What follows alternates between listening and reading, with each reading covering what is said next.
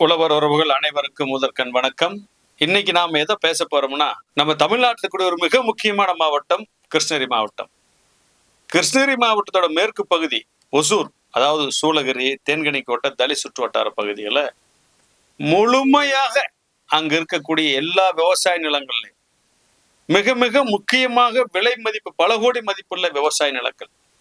அதாவது பாத்தீங்கன்னா STR road, Bagalur bypass, அடுத்தது பார்த்தீங்கன்னா NH 844, ஏர்போர்ட் ரோடு, இப்படி இருக்கக்கூடிய எல்லா சாலைகள் இருந்து 2 கிலோமீட்டர் தூரத்துக்கு இருக்கிற நிலங்களை பூரா எடுத்து 120 கிராமங்கள 40,000 ஏக்கர் விவசாய நிலங்களை எடுத்து கார்பரேட் கம்பெனிகளுக்கு, IT கம்பெனிகளுக்கெல்லாம் கொடுக்க போறாங்க.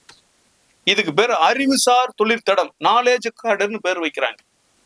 யோசிச்சு பாருங்க, ஒரு 3 தாலுக்காவில் ஒரு மாவட்டத்தோட ஒரு பகுதியிலிருந்து 40,000 ஏக்கரை எடுத்து கம்பெனிகளுக்கு படிப்படியா கொடுப்பதற்காக ஒரு அரசு திட்டமிட்டு இருக்குது.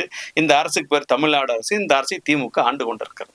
இப்ப அங்க இருக்கக்கூடிய விவசாய நிலங்களை பார்த்தீங்கன்னா ஏற்கனவே 8 சிப்காட் போட்டு 8,000 ஏக்கருக்கு மேல அபகரிச்சாச்சு. அடிமாட்டு விலைக்கு அபகரிச்சாச்சு.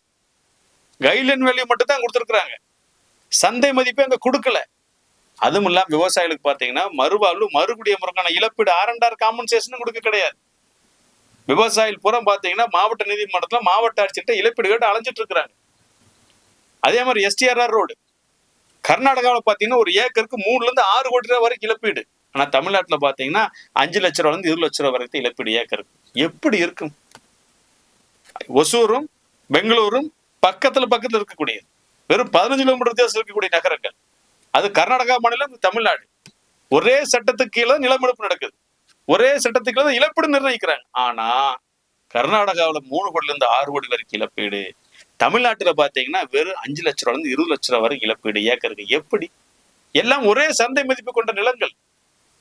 ஆனா தமிழ்நாடு அரசு ஒட்டுமொத்தமாக அந்த பகுதியில் இருக்கக்கூடிய விவசாயிகிட்ட போற நிலத்தை புடுங்கிட்டு knowledge corridor, STR road, bypass road, outer bypass, இப்படி பல திட்டங்களை சொல்லி அங்க இருக்கிற விவசாயிகளை நிலத்தை புடுங்குற வேலையை, முடுக்கிற வேலையை செஞ்சுட்டு இருக்கிறாங்க.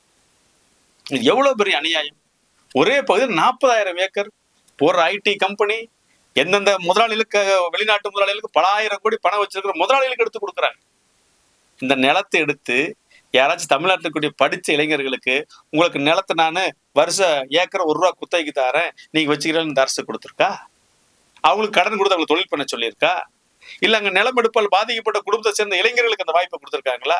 எல்லாம் 5,000 கோடி 10,000 கோடி வச்சிருக்கூடிய கார்பரேட் கம்பெனிகளுக்கு ஏக்கராவுக்கு ₹1 வருஷ குத்தகை, ₹10 வருஷ குத்தகை, ₹100 வருஷ குத்தகை, ₹90 வருஷ குத்தகை, இப்படி கொடுத்துருக்கு இந்த அரசாங்கம். விவசாயிட்டு இருந்து அடிமாட்டு விலைக்கு அடிச்சு புடுங்குறாங்க. ஆக ஒட்டுமொத்தமாக அங்க இருக்கக்கூடிய தேன்கனிக்கோட்டை, தளி, சூளகிரி, ஒசூர், இந்த பகுதிகளில் இருக்கக்கூடிய மிக முக்கிய மதிப்புள்ள, மிக மிக விளைச்சலை தரக்கூடிய, காய்கறிகளை தரக்கூடிய, தமிழ்நாட்டுக்கு காய்கறிகளை, கீரைகளை தரக்கூடிய பகுதி அது. தக்காளிக்கு நீங்க கிருஷ்ணகிரி மாவட்டத்தோட்ட வாய்ப்பே கிடையாது. அனைத்து தோட்டக்கலைத்துறை சார்ந்த பயிர்கள், காய்கறிகள் பூரா அங்கதான் விளையுது. முட்டைக்கோஸ்ல இருந்து, பீன்ஸ்ல இருந்து, தக்காளி இருந்து எல்லாம் அங்க விளையுது. விவசாயிகள் கடுமையா உழைத்து உணவு உற்பத்தி தமிழ்நாட்டுக்கு கொடுக்குறாங்க, கர்நாடகாவுக்கும் போயிட்டு இருக்குது. ஆக அப்படி விவசாயிகள் அரும்பாடுபட்டு உழைக்கக்கூடிய அந்த பகுதியை சேர்ந்த அந்த விவசாய நிலங்களை நாலேஜ் கடர் அப்படிங்கிற பேர்ல 40,000 ஏக்கரை தமிழ்நாடு அரசினுடைய தொழில் வளர்ச்சி நிறுவனம் டிட்கோ இதுக்கான அறிக்கையை தயாரிச்சிருக்கு. இதை விவசாயிகள் எல்லாம் இதற்கு ஒரு மிகப்பெரிய கூட்டமைப்பை ஏற்படுத்தி ஒரு 10,000 பேருக்கும் மேற்பட்ட, பல இடத்துல காவல்துறை தடுத்துட்டாங்க. தடுக்காம இருந்தாங்க 20,000 மேற்பட்ட விவசாயிகள் திரண்டு வந்திருப்பாங்க. அனைத்து தடைகளையும் தாண்டி 10,000 விவசாயிகள் ஒசூர்ல இந்த திட்டத்தை எதிர்த்து, இந்த நாலேஜ் கார்டு திட்டத்தை ரத்து செய்யக்கூடிய மிகப்பெரிய பேரணி போய் அரசாங்கத்தை அதிர விட்டாங்க. அரசியல், ஜாதி, மதங்களை கடந்து, கட்சிகளை கடந்து விவசாயிகளை ஒன்னெடுத்து மிகப்பெரிய ஒரு கவன ஈர்ப்பை தமிழ்நாட்டில் இருக்கக்கூடிய எல்லாருக்கும் ஏற்படுத்திக்கிறாங்க. தேர்தல் வந்தாச்சு, தேர்தல் நேரம், 3 தொகுதி காலியாயிரும். உடனே முதல்வர் சொல்றாங்க, வாங்க சந்திக்கலாம், பேசலாம். வேண்டாம் ஐயா, நாங்கள் திட்டத்தை ரத்து செய்ய சொல்றோம், திட்டத்தை ரத்து செஞ்சா போதும் அப்படிங்கிறாங்க. அடுத்து துணை முதல்வர் வர்றார், வந்துட்டு அவங்க பேசுறாங்க, இந்த அறிவுசார் தொழில் வளத்திட்டம் என்பது திட்டமிடப்பட்டது, இப்போ செயல்படுத்தாது. அப்போ ஆட்சி வந்ததுக்கு அப்புறம் அடுத்து செயல்படுத்துவீங்களா? திட்டத்தை அறிவிச்சிருக்கிற தமிழ்நாடு அரசினுடைய டிட்கோ நிறுவனம் இந்த திட்டத்தை நாங்க செயல்படுத்த மாட்டோம், இந்த திட்டம் இனி வராது, விவசாயிகள் கருத்து கேட்காம நாங்க செயல்படுத்திட்டோம், இது ஏதோ ஒரு ஆலோசனைக்காக வச்ச திட்டம், இந்த திட்டத்தை செயல்படுத்த மாட்டோம், ஏதாச்சும் எழுத்துப்பூர்வ கடிதம் கொடுத்திருக்குதா? ஆக தேர்தல் நேரத்தில் இந்த மாதிரி நிலமெடுப்பு திட்டங்கள் எல்லாம் நாங்க ஆட்சி வராதுன்னு சொல்லி தேர்தல் நேரத்தில் விவசாயிகளை பாதிக்கக்கூடிய திட்டங்கள் எல்லாம் ஓட்டு பயிர்ந்த ஒரு காரணத்துக்காக அச்சப்பட்டு அரசியல்வாதிகள் இந்த மாதிரி சொல்வது வாடிக்கை இயல்பு. இவங்க சொல்றது உண்மை அப்படின்னா இவங்க ஏன் எழுத்து வடிவத்துல கொடுக்கல, ஏன் கடித மூலியமா கொடுக்கல, ஏன் உத்தரவா கொடுக்கல, ஏன் அரசாணையா கொடுக்கல? ஆக விவசாயிகளை ஏமாற்றுவதற்காக, தேர்தல் நேரத்தில் வாக்குகளை பெறுவதற்காக இந்த திட்டம் வராது. போராடுற விவசாயிகளை பார்த்து அவதூறு பரப்புறது, இவன் அந்த கட்சிக்காரன், இந்த கட்சிக்காரன், இந்த ஜாதிக்காரன் அப்படின்னு சொல்றது. ஆக நியாயமான கோரிக்கை போராடக்கூடிய விவசாயிகளை அச்சுறுத்துவது, அவதூறு பரப்புவது, பொய் சொல்றது, மிரட்டுற வேலை ஒரு பக்கம். ரெண்டாவது, நாங்க ஆமா உண்மையா அதை கொண்டு வர மாட்டோம், இந்த திட்டமே வராதுன்னு சொன்னா ஏன் எழுத்து வடிவத்துல உத்தரவா கொடுக்கறதுக்கு என்ன தயக்கம் தமிழ்நாடு அரசுக்கு? அதை பெற்று தருவதற்கு திமுகவுக்கு என்ன தயக்கம்? ஆக திமுகவுக்கு வாக்களித்த விவசாயிகளை தான் இன்னைக்கு அவங்களுடைய நிலத்தை பிடுங்குறவளை இன்னைக்கு திமுக செஞ்சுட்டு இருக்கு. திமுக இதை மட்டும் செய்யல, இந்தியாவிலேயே மிகப்பெரிய நில அபகரிப்பு அரசு எதுன்னு பார்த்தா இந்த 2021 2026 5 ஆண்டுகள் தமிழ்நாட்டை ஆண்ட திமுகவுடைய அரசு தான் இந்தியாவிலேயே மிகப்பெரிய நில அபகரிப்பு அரசாக இருந்திருக்கிறது. கிருஷ்ணகிரி மாவட்டத்தில் 8 சிப்காட், 40,000 ஏக்கர்ல நாலேஜ் காரிடார், தமிழ்நாடு முழுவதும் 60,000 ஏக்கர்ல 40 சிப்காட் திட்டங்கள், இனாம் நிலங்கள் 13 லட்சம் ஏக்கர் சீரவேலி பண்ணியாச்சு. அப்ப யோசிச்சு பாருங்க, 15 லட்சம் ஏக்கர் இந்த ஒரே ஆட்சியில விவசாய நிலத்தை அபகரிச்சிருக்கிறாங்கன்னா எவ்வளவு ஒரு மோசமான ஆட்சியாக இருக்கிறது.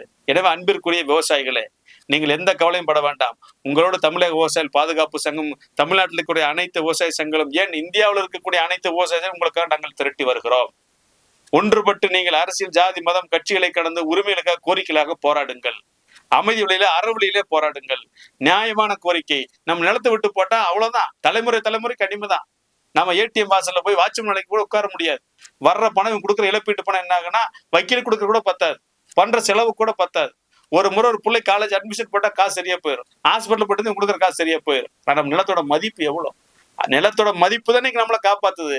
அந்த மதிப்புமிக்க நிலத்தை பறிக்கிற திட்டமிடக்கூடிய இந்த விஷயத்தில் நீங்களாம் விழிப்புணர்வுடன் ஒன்றுபட்டு வெற்றி பெறும் வரை போராட வேண்டும். உங்களுக்கு தமிழக விவசாயிகள் பாதுகாப்பு சங்கம் எப்பொழுதும் துணையாக இருக்கும் என்பதை இந்த காணொலி வாயிலாக நாங்கள் தெரிவித்துக் கொள்கிறோம்.